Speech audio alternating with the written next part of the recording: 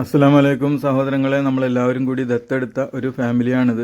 അതിലെ രണ്ടാമത്തെ കുട്ടിയാണിത്. ഈ കുട്ടിക്ക് സ്കൂളിൽ ചേർത്തുന്നതിന് വേണ്ടി നമ്മൾ കഴിഞ്ഞ പ്രാവശ്യം ഒരു വീഡിയോ ഇട്ടിരുന്നു. ആ കുട്ടിക്ക് മാസം 2000 രൂപയാണ് ചിലവ്, ഭക്ഷണവും താമസവും പഠിപ്പും എല്ലാം അടക്കം. അപ്പോൾ അതിന് അഡ്മിഷൻ്റെ സമയത്ത് നമുക്കൊരു 6000-ഓളം രൂപ ചിലവായിരുന്നു.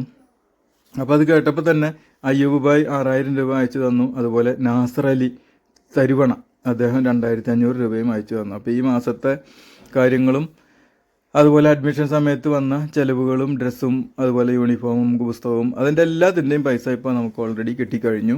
ഇനി നമുക്ക് ഈ കുട്ടിക്ക് മാസം തോറും ഒരു 2000 രൂപ മാത്രമാണ് ചിലവ്. ഏകദേശം ഒരു ഡിഗ്രി വരെ പഠിപ്പിക്കാവുന്ന അല്ലെങ്കിൽ ഡിഗ്രി വരെ പഠിപ്പിക്കുന്ന ഒരു സ്കൂളാണിത്. അവിടെ ഒരുപാട് കുട്ടികളുണ്ട്. അപ്പോൾ അവരോടൊപ്പം ഈ കുട്ടിക്കും അഡ്മിഷൻ തന്നു ഭാഗ്യത്തിന്. കാരണം ഇവർ ഇന്ത്യയിലെ കുട്ടികളെ മാത്രമാണ് പഠിപ്പിക്കാറ്. ഇതിപ്പോൾ രോഹിംഗ്യൻ അഭയാർത്ഥി കുട്ടിയാണ്. അപ്പോൾ അതിനെ പഠിപ്പിക്കാമെന്ന് അവർ ആ കുട്ടിയുടെ പഠിപ്പും അതുപോലെ പഠിക്കാനുള്ള താല്പര്യമൊക്കെ കണക്കിലെടുത്തുകൊണ്ട് ഒരു ദിവസം ഈ കുട്ടിയെ സ്കൂളിൽ ചേർത്താൻ വേണ്ടി ചെന്നപ്പോൾ അവർ ID കാർഡ് ചോദിച്ചപ്പോൾ എന്തായാലും ID കാർഡ് കാണിക്കാനില്ല എന്ന് ആ കുട്ടിക്ക് അറിയായിരുന്നു. ആ കുട്ടിയെ അതിന് പകരം കരയാണ് ചെയ്തത്.